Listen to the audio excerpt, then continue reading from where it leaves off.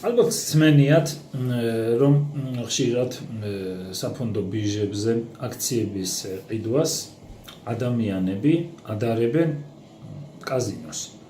არ ვიცი, ზუსტად მე კაზინოში არ მითამაშია, მაგრამ დაახლოებით ასე წარმოვიდგინოთ, ადამიანი რო შევა, შესაძლოა 50-50-ზე აქვს. არის მისთვის ალბათობა, რომ ან გაიმარჯოს ან არა, ხო? როდესაც თქვენ კომპანიის აქციები ძალიან კარგად გაქვთ გაანალიზებული, მე ტრეიდინგზე არ ვსაუბრობ, მე ვსაუბრობ ინვესტიციებზე, როდესაც თქვენ ძალიან კარგად გაქვთ კომპანიის აქციები გაანალიზებული, გაქვთ ბიზნეს მოდელი კარგად შესწავლილი, ხო? ეს კონკურენცია, მენეჯმენტი და შეფასება გაქვთ, ანუ valuation-ი გაქვთ ძალიან კარგად გაკეთებული. არსებობს რამოდენიმე მეთოდი valuation-ის გაკეთების, ხო? თქვენ გამოიყენეთ სხვადასხვა მეთოდები და ამ კომპანიისთვის ყველაზე ესეთი მოსარგები მეთოდი გამოიყენეთ და იცით უკვე ამ კომპანიის ღირებულება და დიდი ალბათობით რა მომავალს უნდა ელოდეთ ამ კომპანიისგან.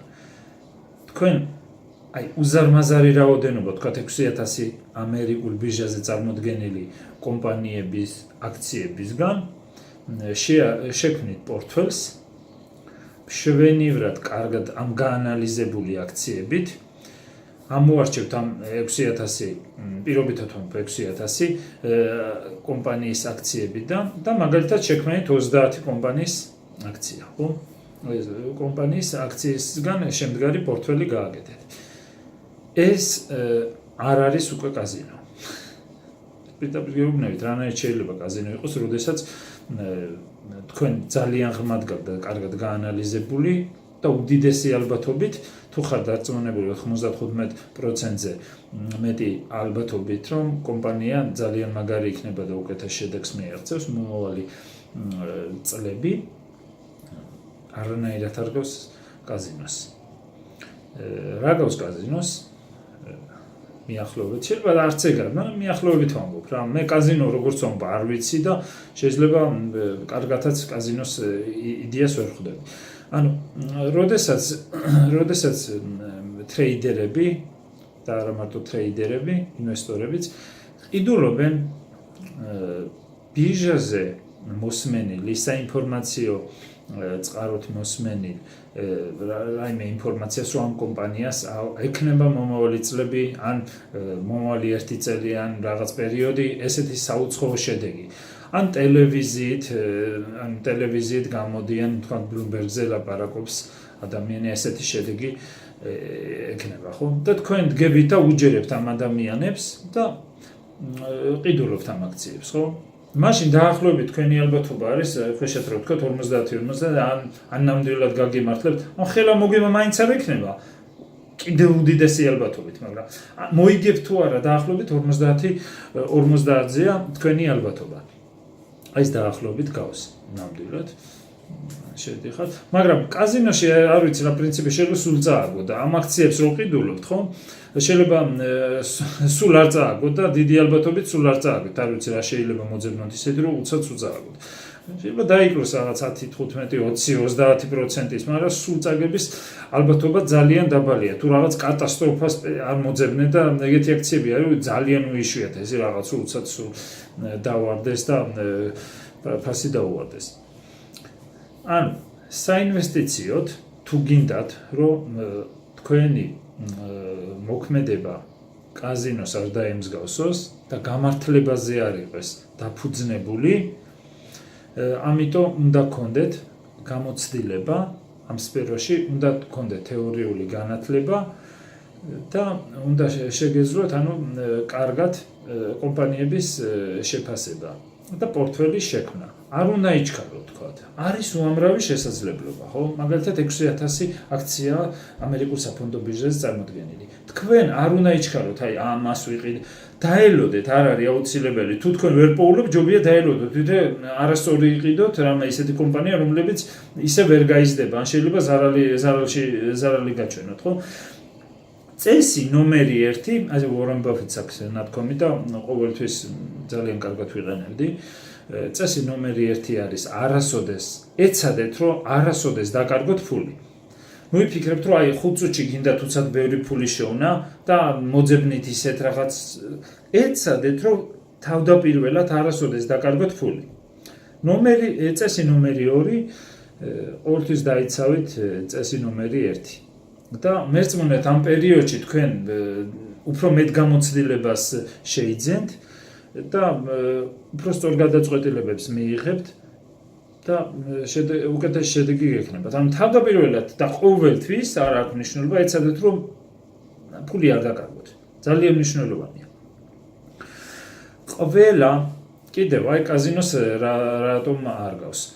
ყველა აქციის უკან დგას, აი მე გამიგია და ხშირად მომისმენია საქართველოშიც და ამერიკაშიც ბროკერების და საინვესტიციო პროფესიონალების აზრი, რომ მათ წარმოადგენაც კი არ აქვს აქცია, საუბრობენ და რას წარმოადგენს, რას საქმიანობს ეს კომპანია, რას ქმნის ეს კომპანია, რა მომსახურებას თუ რა პროდუქტს ქმნის.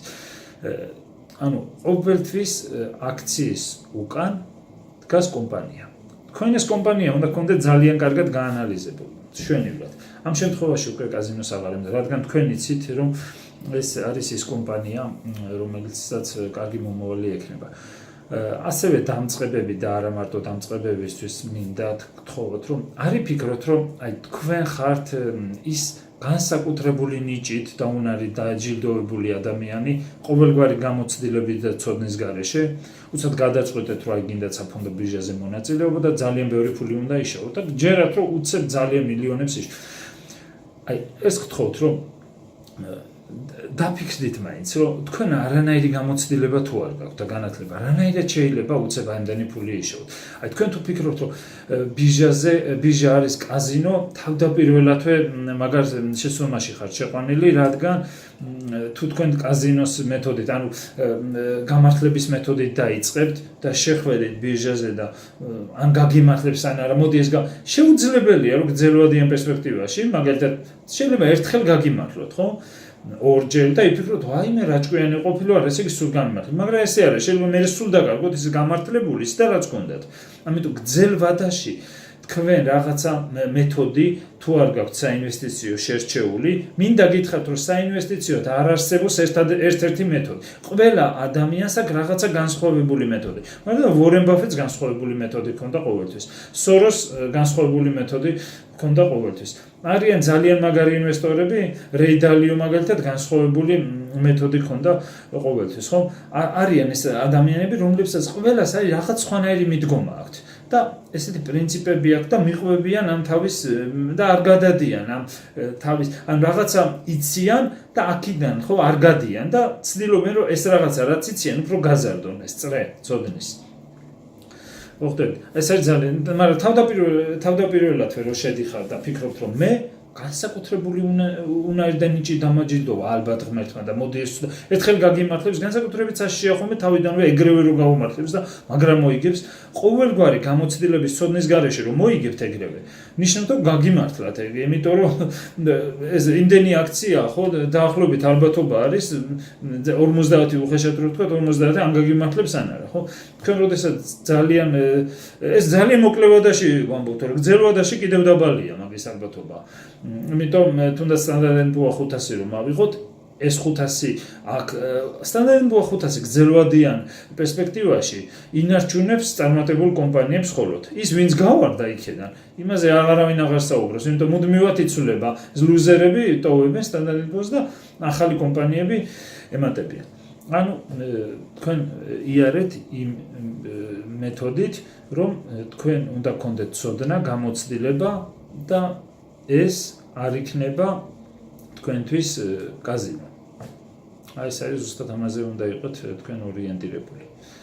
ამიტომ საქართველოს ძალიან მე მგონი საქართველოში არ არის ამის დიდი ცოდნა და გამოცდილება თუ თქვენ მაგალითად ანუ თუ თქვენ არ გინდათ რომ გარისკოთ მაინც და ფიქრობთ ძალიან რისკიანი გიჩვენთ ინდექსებში ამერიკულ ინდექსებში განახორციელოთ უფრო უკეთეს შედეგს მიიღებთ გარწმუნებთ მომავალ წელში ვიდრე თქვენ უდიდესი ნაწილი 99% ვერ მიაღწევთ მომავალ წელიწადში ინდექსებზე უკეთეს შედეგს უდიდესი ალბათობით მაგრამ თუ თქვენ ხართ დაინტერესებული რომ კიდევ უფრო გქონდეთ უკეთესი შედეგი დიდი ალბათობით შეგიძლიათ მოვუძანდეთ საინვესტიციო კაპიტალში განახორციელოთ კომპანიაში ინვესტიცია თქვენ მიიღებთ კომპანიის წილს კომპანია შედგება პორტფელისგან პორტფელში წარმოდგენილი იქნება რამოდენიმე ძალიან მაგარი ამერიკული კომპანიების აქციები შეიძლება არ იყოს ამერიკულიც და ვთქვათ ერთიან რამოდენიმე იყოს სხვა ქვეყნის კომპანიები და ამ დროს როდესაც საინვესტიციო კაპიტალში განახორციელებთ უდიდესი ალბათობით უკეთესი შედეგი იქნებათ ვიდრე ვთქვათ ინდექს და თქვათ ესეთი თქვენ თვითონ რო ცადოთ შეიძლება მცირე თანხით დაიწყო და ცადო და დარწმუნდეთ თქვენ თვითონ აუცილებლად უნდა დარწმუნდეთ აი როგორ შედეგს აღწევთ დიდ პერიოდში ყველაზე უკეთესია როდესაც რაღაცა დიდი ციკლის მიხედვით აფასებთ უკვე თქვენ შესაძლებლობებს ისე არა ორ კვირაში ერთ თვეში ან სამ თვეში ან ნახევარწუთი თუნდაც ერთ წელში გაგიმართო შეიძლება ისეთი მაგარ წელზე დაჯდეთ რომ მაგარი მოგებები ნახოთ მაგრამ თქვენ გრძელვადიან აი 5 წელიან 10 წელიან პერიოდში 10 წლიანში ხო ერთ ბიზნეს ციკლში თქვათ მიხვდებით უკვე რამდენად შეგიძლიათ ამის გაკეთება მაგრამ ამ პერიოდში მუდმივად უნდა